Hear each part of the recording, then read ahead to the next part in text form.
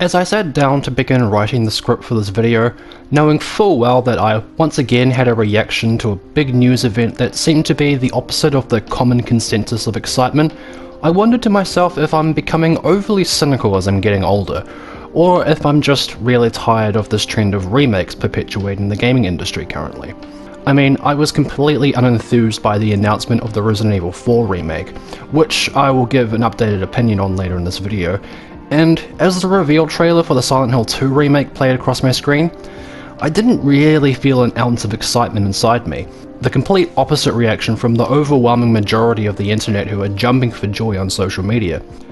I just felt a bit numb, and then reading through the reactions from people just made me think that people are more swept up by the sheer fact this remake exists, much like they were with the Lion King remake. Wow, dude, Pride rock! Its announcement, along with the various other Silent Hill projects, was quite a big surprise, which I guess is a contributing factor to the excitement, as the series has essentially been dead for almost a decade now after the Hideo Kojima-led Silent Hills project was unceremoniously cancelled, and Konami then proceeded to tarnish the legacy of most of its more prolific IPs, not naming any Metal Gear Survives.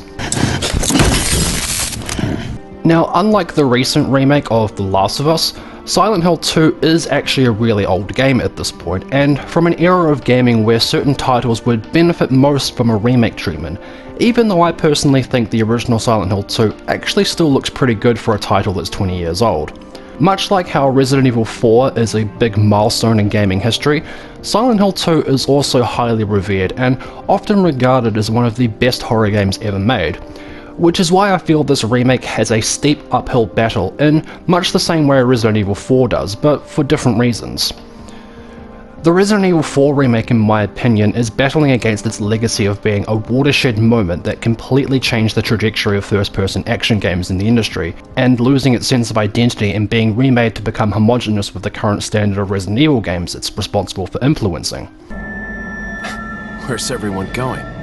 Bingo? Silent Hill 2, on the other hand, isn't really remembered for having groundbreaking gameplay, as it essentially did play almost identically to the first Silent Hill, and almost every other survival horror game of that era. What separated it from its competition at the time was its focus on a very mature and psychologically driven story, with a heavy reliance of subtlety, of which I didn't see much of in the remake trailer. This remake is being developed by a studio called Bloober Team, who have been making a bit of a mark in the horror genre over the past few years with various titles such as the walking simulator Layers of Fear, the walking simulator Blair Witch, and the loosely Silent Hill inspired The Medium. All of the games the studio makes are visually stunning with high production values, but the thing they all seem to lack, at least for me, and I'm sure I'm not alone in thinking this, is any real subtlety. Layers of Fear essentially played like a funhouse of jump scares, with one very blatantly being ripped from the PT Silent Hills demo. Stop! It's the dumb. same! This is fucking dumb. You need not look any further than the first 30 seconds of the remake trailer to make note of a complete loss in subtlety and tone when compared to the original. The introduction of the protagonist James in the original has a distinct air of mystery to it as he calmly reflects at himself in the mirror, and his demeanor continues this way throughout the introduction as his monologue explains why he's in Silent Hill. Whereas in the remake, James looks agitated and panicked as there's a shot of his hands shaking and his expression in the mirror does not look calm at all. He looks like he's just killed someone. This completely goes against where his character is supposed to be at the beginning of the story, as he's supposed to be in the middle of a mental break where he's created the delusion of denial that his wife has been dead for 3 years from a disease, and the events of the game would then slowly unravel to reveal that this was not the case at all. To be honest, the entire trailer just made me think of some of the lesser American remakes of Japanese horror films that have been made. You know, the ones that just superficially recreate the look of its source material, but completely lack any of the nuance and subtlety of the original. It definitely looks visually impressive with some nice atmospheric effects, but given this is pretty much a completely cinematic trailer, it doesn't exactly reassure me in any way, since literally no gameplay was shown. And if there's one thing I've noticed about Bloober Team games is that they usually completely lack any sort of combat, which gives me a sense of pause since you do have to fight things in Silent Hill games. Shit. I've seen a few people echo my sentiments in their reaction to this remake, which makes me feel a tad less alone like I did when the Resident Evil 4 remake was announced. But mostly my feelings towards this particular remake is a sense of indifference. I love Silent Hill 2 like most people do, but it's actually not my favourite game from the franchise, as I actually prefer to replay Silent Hill 3 for a number of reasons, like its compelling protagonist Heather, and how much more visceral and creative the horror sequences are in it. And then after Silent Hills was cancelled back in 2015, I had honestly just given up on this franchise and was ready to move on. Games like The Evil Within 2 were filling that void for me personally, and also, where is The Evil Within 3? Now that's something that would get me excited. I thought I was better than that. Disappointed! So yeah, I guess I'm happy for the people that are excited for this remake, whereas I'm pretty indifferent and I probably won't be checking it out, at least when it first launches. Of course, this wasn't the only Silent Hill project that was announced, and it's actually kind of shocking to see Konami actually doing something with one of its big IPs after such a long time. Maybe there is hope for a good Castlevania reboot after all this time, and I still hold firm in my belief that From Software would make an amazing Castlevania game. The director of the first Silent Hill film adaptation, Christoph Gans, is returning to create an adaptation of Silent Hill 2, which is kind of cool, I guess.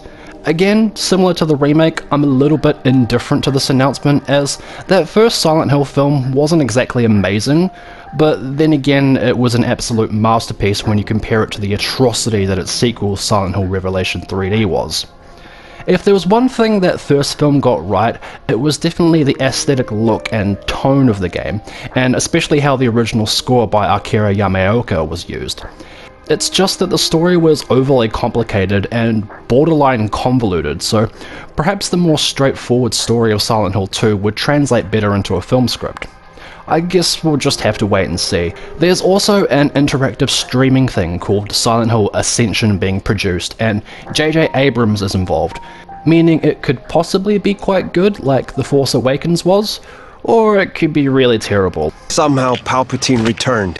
Two other games have also been revealed to be in development alongside the Silent Hill 2 remake, both with pretty vague trailers and not very much information released about them. One of them is called Silent Hill Townfall and is being developed by the studio No Code, who have previously done puzzle-driven point-and-click horror games, which in itself I can't see as any indication of where this game might go, as again this is a very vague trailer.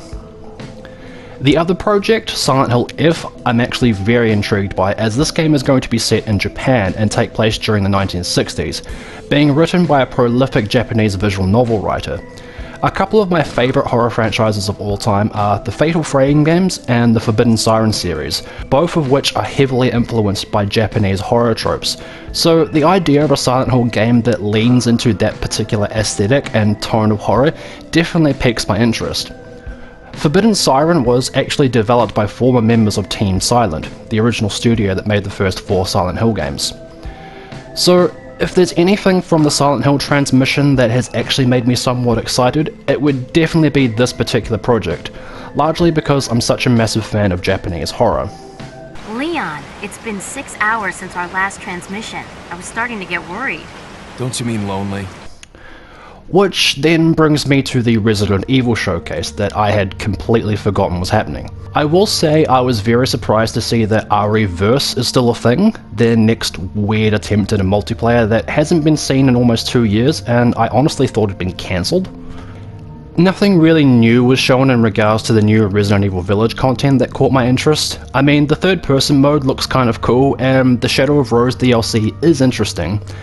It's obviously the new Resident Evil 4 footage that I was most curious to see, and how it might change my initial opinion on this particular remake. And in some ways, it has. Although, I do still think that they should have remade Resident Evil Code Veronica before this. Something's happened to the people here. I made a video back when it was first announced covering my initial reaction and fears over the prospect of remaking one of my all-time favourite games. Given its historical significance and legacy being rooted in just how drastically different it was from previous games in the series, and that the idea of updating it to be completely homogeneous with the current standards of recent games it helped influence, to me felt counter to what made the original special and unique in the first place. This wasn't helped by the fact that they barely showed any gameplay of it, in stark contrast to the original GameCube trailer that proudly showed off the reworked game design. My other issue was the much darker and grim tone that was present, very much conflicting with the original's more B-movie camp tone. I did state, however, that I didn't think the remake looked bad necessarily, and I felt the remake would likely be a highly polished game, and this showcase has definitely confirmed that. They actually showed off the combat this time, and hinted at some of the new systems that are going to be worked into the game design. The gameplay actually looks great. There, I said it. The layout of that iconic first skirmish in the village has been really well recreated, and I like that they've added little changes like being able to shoot this lantern and send the cow stampeding into the crowd. The ability to counter enemies with the knife has returned from Remake, which I think is a great addition, and I like some of the finishing kills Leon seems to be able to do with it. Leon can also crouch this time around, and I think this is likely suggesting that there probably will be another stalker type enemy incorporated in this remake, much like Mr. X and Lady Dimitrescu. And this will likely factor into fighting the Garradors as well, one of my favourite enemies from Resident Evil 4. I just hope that if they are doing another stalker enemy that they make it a bit more interesting, because Lady Dimitrescu honestly wasn't that threatening in terms of how she behaved. I mean, honestly, in my opinion, the best game that has utilised a stalker enemy is still Alien Isolation, so they need to do something more interesting than just another big thing that walks after you. Jesus, stay back! The intro sequence in the house definitely has more of a Resident Evil 7 kind of vibe to it, hinting that they are perhaps trying to go for a stronger focus on a more traditional sense of horror pacing outside of the action sequences, as this sequence also introduced the first look at a stealth system. It will be intriguing to see how this will translate in later parts of the game, like the castle and especially the island, where the original game became increasingly more action focused. I guess I could see the stealth mechanics working with enemies like the Regenerators. Due to the way this gameplay trailer has been edited has me unsure of a few things, however, particularly in just how parts of the gameplay looked very cinematic in an Uncharted kind of way. The sequence where the chainsaw guy destroys the scenery is very clearly a cinematic, and I'm wondering if this is a context-sensitive set piece that only happens if the chainsaw guy is in the area, or if it'll play out every time you go to that particular area on the map, meaning that if he was behind you, he would have to teleport in order for the cinematic to make sense. I also couldn't help but feel a bit underwhelmed by the animation for the shotgun. I mean, just compare it to the original to see what I mean.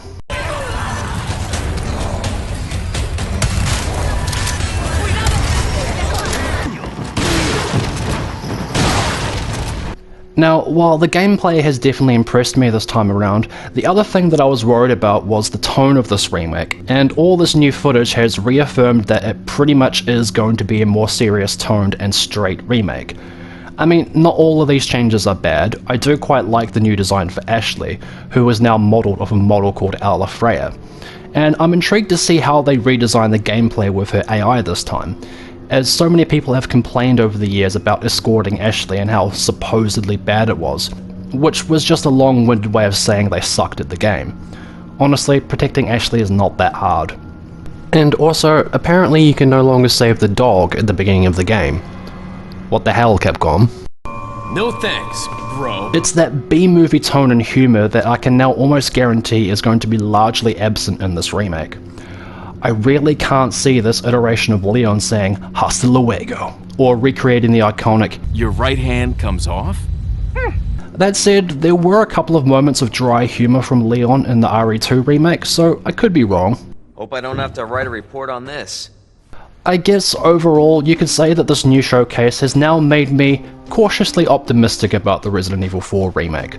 I of course still have a lot of reservations and fears about it, since the original is so dear to me, and because I was severely disappointed by the Resident Evil 3 remake. Part of me still feels that the game didn't need to be remade, but as I alluded to at the beginning of the video, we are currently in an era for the industry where remakes are becoming increasingly more prominent. At the very least, this remake does not look like an obvious and blatant cash grab like The Last of Us Part 1 was. Anyway, those are my general thoughts on the Silent Hill and Resident Evil showcases. Most of the Silent Hill announcements left me with a feeling of indifference, but I'm happy for those excited, and my opinion on the Resident Evil 4 remake has swayed a little bit after my initial reaction. Let me know your thoughts about any and all of these announcements in the comment section. Stay safe out there, everyone. Be wary of foggy looking towns and guys with chainsaws, and I'll see you all in the next video.